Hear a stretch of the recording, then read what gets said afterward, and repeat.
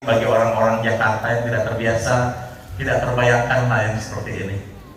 Jadi saya salut Pak Ustadz, Pak Kiai, mohon tetap dijaga agar tetap kompak dan terutama untuk kebaikan bersama dan terutama keutuhan Republik Indonesia.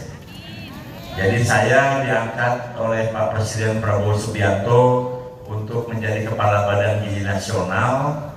Saya perkenalkan, nama saya Dadan Hindayana. Saya lahir di Garut, ya, 58 tahun yang lalu. Tapi besar di Raja Mandala. Ada yang tahu Raja Mandala? Daerah Bandung Barat.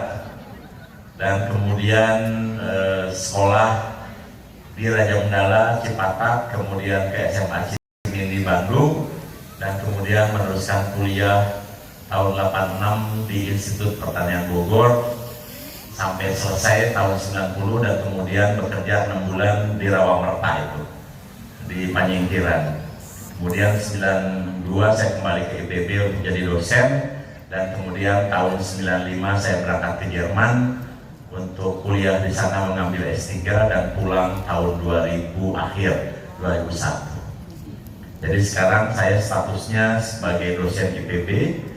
Tetapi pada saat Pilpres kemarin, saya diminta oleh Pak Prabowo untuk menjadi tim 1 dari 6 yang menyusun visi misi, sehingga seluruh visi misi yang 320 program, 88 halaman, itu salah satu yang menulisnya adalah saya pribadi. Dan kemudian setelah selesai Pilpres, dibentuklah Badan Gizi Nasional. Dan saya tidak sangka, mungkin karena ini takdir juga para kiai, dan saya diminta untuk menjadi Kepala Badan Gizi Nasional yang pertama sekaligus memimpin dari tidak ada orang menjadi banyak orang, dari tidak ada kantor jadi ada kantor, dari tidak ada program sekarang programnya sudah hampir jalan. Sampai hari ini sudah melayani 3,92 juta di seluruh Indonesia. Sudah di 38 provinsi dan terbentuk 1.339 satuan pelayanan pemenuhan gizi yang mungkin nanti akan bertambah di tempat di sini. Alhamdulillah. Nah, kenapa program makan bergizi penting dilakukan? Karena Pak Presiden selalu menyampaikan ini adalah langkah strategik untuk menyongsong generasi emas Indonesia tahun 2045, yaitu 2045 itu persis 100 tahun Indonesia merdeka, dan itu hanya 20 tahun kemudian. Nah, kenapa itu harus dilakukan? Karena kita tahu bahwa penduduk Indonesia masih bertambah 3 orang per menit. Ya, masih ingat mungkin Bapak Ibu sekalian, Rhoma Irama menciptakan lagu, apa judulnya? 135 juta penduduk Indonesia. Ada yang tahu nggak tahun berapa? Ya, harusnya kalau ada yang tahu saya kasih bonus. Itu tahun 76. Jadi kurang lebih 40 tahun yang lalu penduduk Indonesia itu hanya 135 juta. Sekarang 280 juta. Kenapa sedemikian besar? Karena masih banyak yang punya prinsip, nanti mungkin Pak Kiai bisa mengupasnya, banyak anak, banyak rezeki. Betul? Ya. Betul. Setiap anak, setiap makhluk sudah disiapkan rezekinya. Itu rata-rata yang dipegang oleh seluruh kita. Tapi ada yang lupa bahwa ada pelajaran satu yang penting yang diajarkan kepada seorang nabi yang paling pintar di permukaan bumi, yang hampir lupa bahwa beliau masih seorang makhluk, sehingga Allah SWT mengajarkan kepada beliau untuk belajar dengan seorang nabi agar paham ada langit di atas langit. Ada yang tahu nggak siapa yang mengajarkan dan siapa yang diajarkan? Nabi Musa. 100 buat Bapak. Pasti tahu lah. Siapa yang mengajarkannya, Pak? Nabi Hijr.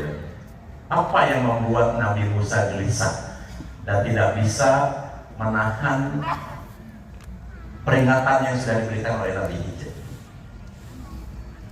Hai Nabi Musa, jangan banyak bertanya dengan apa yang terjadi. Tapi apa yang membuat dia, Pak Nabi tersebut, tidak bisa bungkam?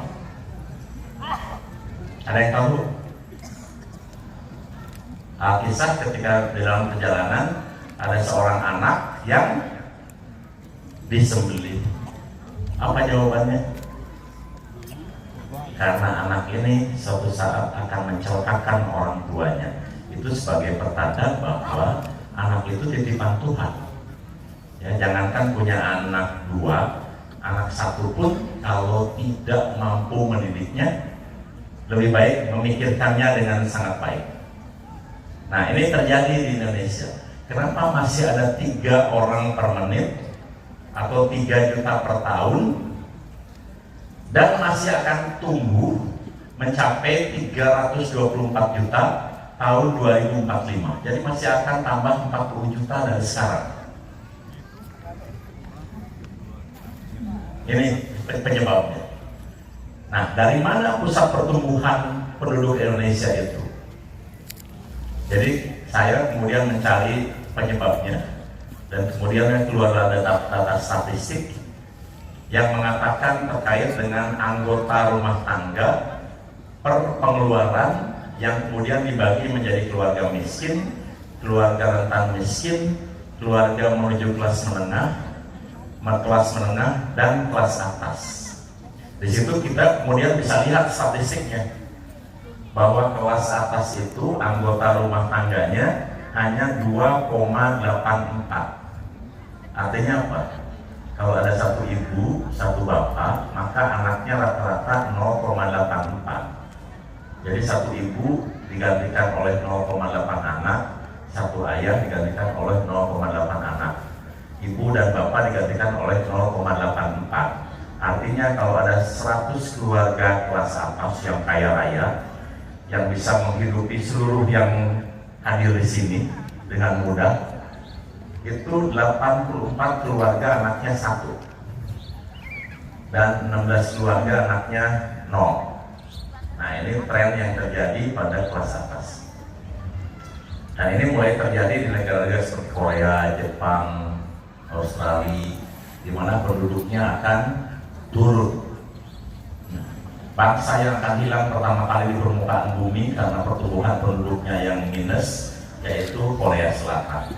Karena sudah maju, kemudian angka pertumbuhannya 0,7 sekian. Jadi satu penduduk digantikan oleh 0,7, lama-lama akan hilang. Nah, di mana sumber pertumbuhan penduduk Indonesia? Yaitu dari keluarga yang pendapatan rata-ratanya di bawah 1 juta dan pendidikannya rata-rata 9 tahun, yaitu yang disebut dengan kategori kelas miskin. Berapa anggota rumah tangganya? Yaitu 4,78. Jadi kalau ada satu ibu, satu bapak, maka rata-rata anaknya 2,78. Atau bisa diartikan juga kalau ada 100 keluarga miskin, maka 78 keluarga anaknya 3. Ya, 22 keluarga anaknya 2.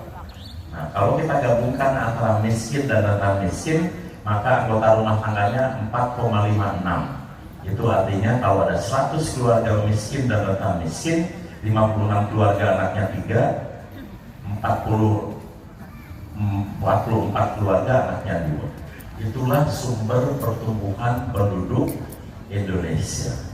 Jadi ada tren di Indonesia itu semakin rendah pendidikan, semakin rendah pendapatan, anaknya makin banyak. Yang pendapatannya rata-rata hanya 1 juta dan kemudian sekolahnya rata-rata 9 tahun. Artinya hanya pendidikan SMP. Nah, oleh sebab itu Pak Presiden gelisah. Kenapa? Karena 60% anak tersebut tidak pernah punya akses terhadap menu dengan gizi seimbang.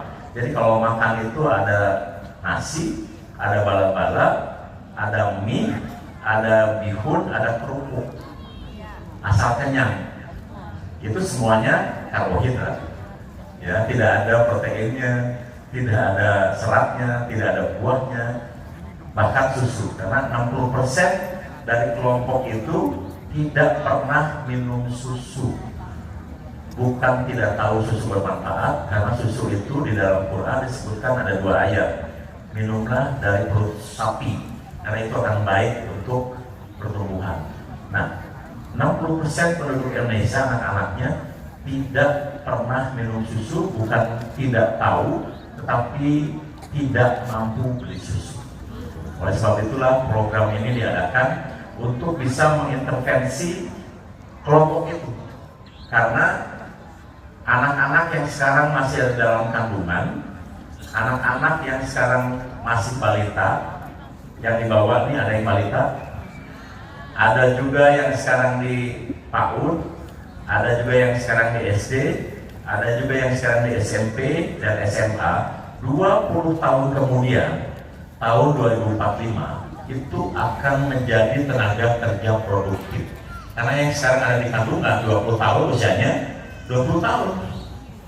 Yang sekarang di SD kelas 6, 12 tahun, 20 tahun kemudian usianya 32. Betul?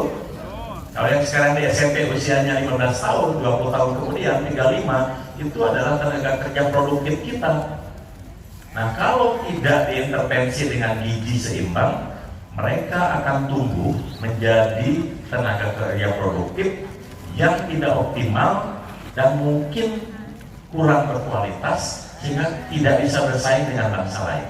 Oleh sebab itu, program makan bergizi sekarang harus dilakukan, mencakup 82,9 juta, mulai dari ibu hamil, karena kita memikirkan anak dalam kandungan, sampai anak SMA. Itu penting sekali. Makanya program ini begitu masifnya. Jadi artinya sepertiga penduduk Indonesia akan diberi makan setiap hari oleh pemerintah Republik Indonesia. Seperti itu. Dan akan menghabiskan anggaran yang luar biasa. Jadi tugas saya adalah bagaimana memastikan sepertiga penduduk Indonesia bisa makan tiap hari minimal 1 kali. Itu tugasnya. Karena kegelisahan itu, data-data itu, mohon dimaklumi ya Bapak-Bapak sekalian, betapa pentingnya itu. Jadi kalau kita tidak intervensi sekarang, kita khawatir pertumbuhannya akan lemah. Nah, kebetulan alhamdulillah saya itu punya 2 anak laki-laki, ya, satu usianya 30 tahun, satu lagi usianya 27 tahun lebih sedikit. Dua-duanya tidak ada yang lebih rendah tingginya dari 181. Sebagai bentuk bahwa tinggi badan bukan karena genetik saja, tetapi disebabkan oleh gizi. Sama kalau kita mau bercocok tanam, di mana kita cocok tanam? Di tanah yang subur. Kenapa harus subur? Karena gizinya baik. Nah, kalau kita tanam tanaman saja harus cari yang subur, anak pun harus demikian.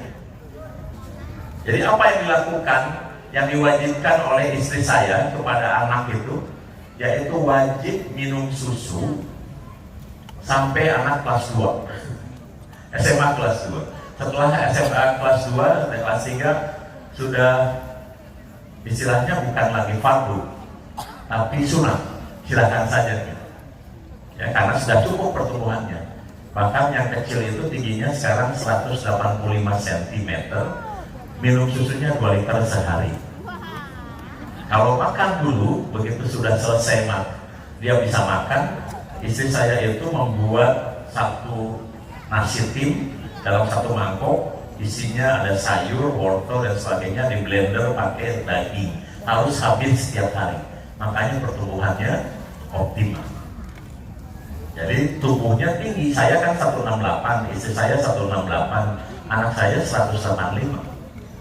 Jadi sama dengan pemain PSSI sekarang yang 18 pemain itu produk makan bergizi di Belanda.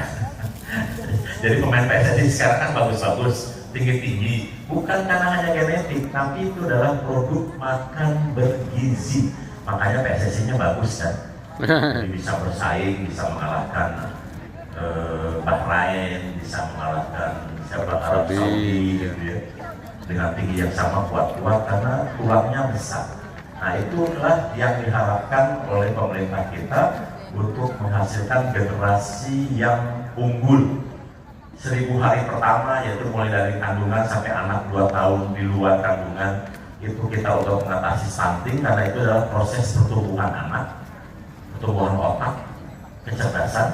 Tetapi penting juga ketika kita mengintervensi ketika anak tumbuh untuk pertumbuhan fisik dari usia 8 sampai 18 tahun. Jadi penting sekali kenapa kita berikan makan itu mulai dari SD sampai SMA. Karena pertumbuhan anak kita rata-rata paling pesatnya pada saat SD kelas 6 sampai SMA kelas 1. Disitulah pertumbuhan fisik yang cepat, sehingga tidak heran saya dulu juga mengalami ketika SMP tiba-tiba suara saya berubah besar, ya. Dan kemudian tulang saya jadi besar, itu karena proses pertumbuhan. Kalau dalam proses pertumbuhan itu kita tidak intervensi dengan gizi yang seimbang, maka dia akan tumbuhnya tidak optimal. Jadi Bapak Ibu sekalian, mungkin yang punya anak laki dan perempuan bisa lihat di rumah, ketika anak SD kelas 6, rata-rata anak wanita akan terlihat lebih besar dibandingkan anak laki-laki. Karena wanita tumbuh lebih cepat dibandingkan laki-laki, 2 tahun lebih cepat. Jadi kalau lihat film-film, ya suka nonton film nggak? Mengingat masa muda, masa anak-anak, bertemu lagi pada saat dewasa, di dalam bayangannya itu pasti wanitanya lebih besar dibandingkan anak laki-laki. Karena pada saat kecil itu wanita tumbuh lebih cepat. Nanti ketika SMP, malulah laki-laki tumbuh dan biasanya tumbuh lebih besar dibandingkan wanita. Kecuali kalau wanitanya juga memiliki gizi yang baik. Seperti itu. Jadi itulah program kita lakukan karena pentingnya kita menghasilkan generasi yang cerdas, karena kita mengintervensi pada saat 1000 hari pertama, tapi juga kita intervensi pada saat pertumbuhan untuk menghasilkan fisik yang kuat dan tubuh tinggi. Jadi yang kita ingin hasilkan adalah generasi yang cerdas dan tubuh tinggi. Kemudian nanti datang ke pesantren ini diisi dengan rohani, cerdas, tinggi, pinter, tapi juga beriman. Gitu ya Pak Kiai ya. Jadi semuanya dipadukan. Gitu. Nanti setelah tumbuh dikirimlah ke pesantren, dan pesantren itu termasuk salah satu target untuk program makan bergizi. Karena di Indonesia ada 5 juta santri, ada 30.000 pesantren, jadi semuanya harus punya satuan pelayanan pemenuhan gizi di pesantren itu. Jadi akan ada kurang lebih 5 juta dibagi 3.000. Nah, itulah satuan pelayanan yang akan ada di pesantren-pesantren. Karena itu termasuk yang harus diberi makan bergizi. Kita sudah kontrol beberapa pesantren, ada di Garut, ada di Cirebon, ada di Jawa Tengah, Jawa Timur, Malang. Rata-rata sudah punya dapur, tapi mohon dimaklumi dapurnya harus kita upgrade karena biasanya apa adanya. Masak pun paling cuma masak nasi sama bala-bala. Sementara yang kita sajikan adalah ada nasi, ada lauknya, protein, ada sayurnya, ada buahnya, ada susunya. Itu yang kita berikan setiap hari. Itulah program yang diamanatkan ke saya untuk memberi makan sepertiga penduduk Indonesia setiap hari, dan kita sudah diberi target oleh Pak Presiden untuk mempercepat, sehingga kita usahakan di akhir November atau awal Desember 82,9 juta itu sudah bisa menerima manfaat makan bergizi, sehingga akan dihasilkan generasi yang cerdas, kemudian tubuh optimal, dan nanti kita kirim ke pesantren-pesantren untuk mendapatkan siraman rohani supaya juga bertingkah laku yang sopan, baik, dan kemudian taat beribadah. Saya kira itu ya yang bisa saya sampaikan. Takut terlalu lama nanti Pak Kiai nanti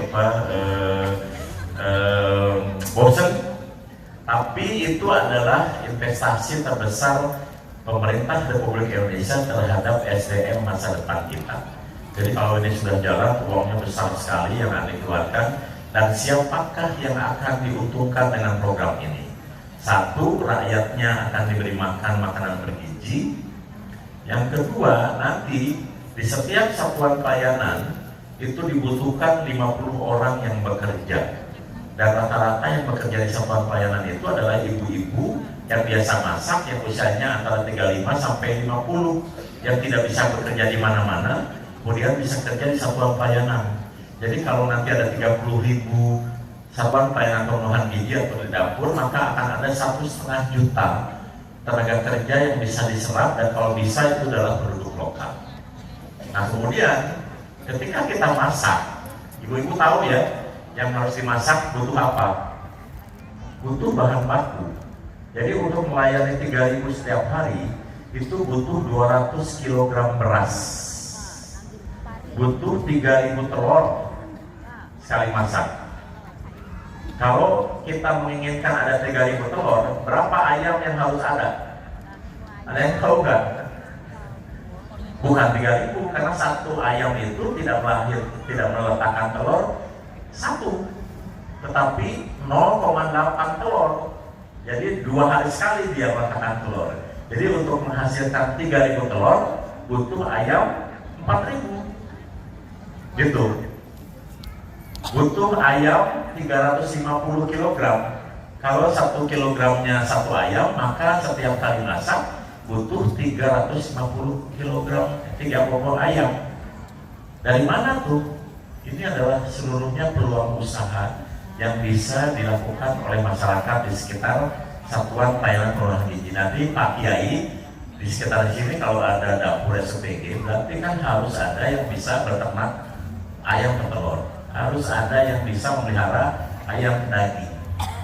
Butuh juga 300 kg sayur setiap hari. Berapa banyak tuh? Jadi saya bayangkan kalau Senin tanam kangkung, dipanen 300 kg, berarti kan harus tanam berapa petak? Nanti bisa direncanakan.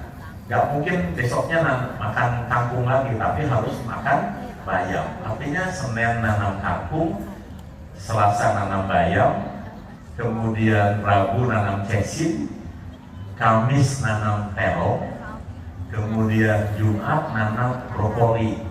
Nah itu harus ditanam sebanyak 300 kg yang bisa dipanen untuk dimasak setiap hari. Ini artinya peluang untuk para santri, Pak Kiai mengkoordinir masyarakat untuk nanam, memanfaatkan lahan yang ada. Seperti itu. Butuh juga 350 kg buah setiap hari. Di Bogor ini sekarang buah-buah lokal seperti misalnya pisang, itu yang biasanya tidak laku sekarang laku. Kenapa? Karena dibeli oleh Badan Gizi untuk diberikan kepada anak-anak setiap hari. Jadi ini senang sekali para petani. Kemudian kita berikan susu 200 ml setiap hari. Butuh berapa? Artinya minimal butuh 450 liter setiap hari. Berapa sapi yang harus ada? Kalau sapi masyarakat itu satu sapi hanya bisa 10 liter, artinya butuh, kalau 450 liter butuh 45 sapi. Kalau sapinya bisa 30 liter, tapi itu sudah teknologi maju, berarti butuh berapa? 15 ekor sapi. Jadi nanti di sini harus ada sapi untuk bisa menghasilkan susu. Jadi inilah potensi ekonomi yang juga bisa lahir dari program ini. Jadi seluruh jemaah yang hadir ini bisa kemudian melihara ayam, melihara ikan, melihara bebek, menanam sayuran, nanam buah, atau melihara sapi yang bisa memasuk kebutuhan makan. Karena yang kita berikan sekarang adalah market baru atau pasar baru, karena belum pernah ada. 82,9 juta itu artinya market baru atau pasar baru yang bisa menumbuhkan produktivitas wilayah. Kalau Badan Gizi sudah melayani 82,9 juta, kemudian saya menginstruksikan tolong makan telur 1 hari. Hari Senin itu kita makan telur. Berapa telur yang dibutuhkan untuk 82,9 juta? 82,9 juta butir telur. Berapa ton itu? Kalau 1 kilonya 16, maka butuh 5 ton telur sekali masak. Besar kan? 82,9 juta itu artinya harus ada 100 juta ayam supaya menghasilkan 82,9 juta telur. Ada nggak jumlahnya itu? Ada kalau ibu-ibu dan bapak kemudian melihara itu sekarang. Jadi ini kebutuhan yang sangat besar. Jadi nggak usah khawatir. Kenapa? Karena Badan Gizi sekarang dibekali dengan anggaran cukup besar. Bahkan tahun ini sudah dianggarkan 71 triliun, akan ditambah 50 triliun, jadi 121 triliun. Sudah merupakan anggaran terbesar untuk sebuah badan baru. Tahun depan mungkin sudah akan di atas 250 triliun. Jadi itu sudah tidak ada kementerian yang jauh lebih besar untuk mengelola anggaran. Untuk apa? Untuk beli bahan baku itu. Jadi kalau selama ini ada program dari pemerintah, ayo kita tanam sayur, ayo kita pelihara ikan, ayo kita pelihara lele. Memelihara itu mudah, pasti mudah sekali dilakukan. Apa yang jadi kendala? Tidak ada yang beli, makanya kemudian orang kapok melakukan budidaya tanaman. Nah sekarang dengan hadirnya Badan Gizi, semua itu akan dibeli oleh Satuan Pelayanan Pemenuhan Gizi di wilayah masing-masing, dan kita harapkan bahwa itu akan meningkatkan lapangan pekerja untuk masing-masing wilayah, produktivitas wilayah dengan melihara ayam, petelur, ayam pedaging, tanam sayur, tanam buah, melihara sapi dan lain-lain. Itu yang kita harapkan seperti itu. Jadi Badan Gizi akhirnya berfungsi dua, menciptakan kebutuhan atau meng-create atau menciptakan market baru, dan juga menjamin pembelian. Jadi kalau Abah ini nanti sudah punya dapur di sini, maka Abah akan terima uang 10 miliar per tahun. Untuk apa? Untuk membeli bahan baku itu. Jadi dari 10 miliar itu 85%-nya atau 88,5 miliarnya dipakai untuk beli bahan-bahan baku itu. Makanya harus ada yang nanam. Kemudian 10,5%-nya digunakan untuk bayar ibu-ibu yang kerja itu. Jadi semuanya akan hidup seperti itu. Dan setiap kali ada Satuan Pelayanan Pemenuhan Gizi berdiri, maka dibutuhkan 15 supplier. Supplier apa? Supplier telur, supplier daging, supplier sayur, buah, beras, bumbu, termasuk minyak jelantahnya. Karena untuk goreng kan banyak minyak jelantah besar. Nah, minyak jelantah itu dikumpulkan oleh para pengumpul, kemudian diekspor. Untuk apa? Dan dihargai lebih mahal dibandingkan minyak yang belum dimasaknya. Untuk apa? Untuk biofuel atau untuk bahan bakar pesawat terbang. Gitu ya. Bahkan di Klaten itu para pemuda yang tadinya sering nongkrong sekarang menjadi giat untuk mengumpulkan sampah-sampah organiknya dari sekolah-sekolah, dari satuan pelayanan untuk dikirim ke kebun-kebun sehingga sampahnya pun berguna. Seperti itu. Jadi ini adalah kegiatan untuk investasi SDM masa depan, karena pertumbuhan penduduk Indonesia rata-rata lahir dari yang pendapatannya rendah dan SDM sekolahnya rendah, diintervensi, tapi yang dibutuhkan adalah ekonomi masyarakat setempat. Saya kira itu yang ingin saya sampaikan, Abah. Terima kasih atas undangannya. Ini kehormatan bagi saya. Mudah-mudahan berkah bagi semua. Dan marilah sukseskan program ini, karena ini untuk menyongsong Indonesia masa depan agar negara kita bisa bersaing dengan negara lain dengan menghasilkan SDM yang sangat berkualitas, dan ekonominya pun akan tumbuh karena besar sekali anggaran yang bisa cair dan kemudian bisa meningkatkan pendapatan dari itu semua. Terima kasih, mudah-mudahan bermanfaat dan mudah-mudahan kita bertemu lagi. Mungkin bisa saja nanti setelah ini banyak yang tertarik untuk yang punya rumah kosong daripada nganggur dirubah menjadi satuan pelayanan pemenuhan gizi, ya kan? Atau ada yang punya tanah kemudian bisa bekerja sama. Bahkan sekarang itu ada 5 tahun lalu banyak ya di daerah itu yang bangun lapangan futsal. Tetapi selera masyarakat berubah, anak muda sekarang tidak main futsal, tetapi main mini soccer, ya mini soccer. Sehingga banyak lapangan futsalnya tidak laku, nganggur, akhirnya banyak yang diubah menjadi satuan pelayanan pemenuhan gizi atau menjadi sentra gizi. Jadi semua bermanfaat. Di Cibubur tuh tiba-tiba ada restoran terkenal berubah menjadi satuan pelayanan pemenuhan gizi. Kenapa? Karena pengunjungnya udah pasti 3.000 per hari. Jadi itu captive market yang bisa, kalau kita bikin restoran Padang, berapa sih yang akan hadir setiap hari ke restoran itu. Tetapi kalau bekerja sama dengan Badan Gizi dan kemudian melayani 3.000 orang, itulah 3.000 orang yang bisa makan setiap hari. Jadi sesuatu yang sangat pasti. Saya kira itu ya yang ingin saya sampaikan. Wabillahi taufiq wal hidayah. Wassalamualaikum warahmatullahi wabarakatuh. Waalaikumsalam warahmatullahi wabarakatuh.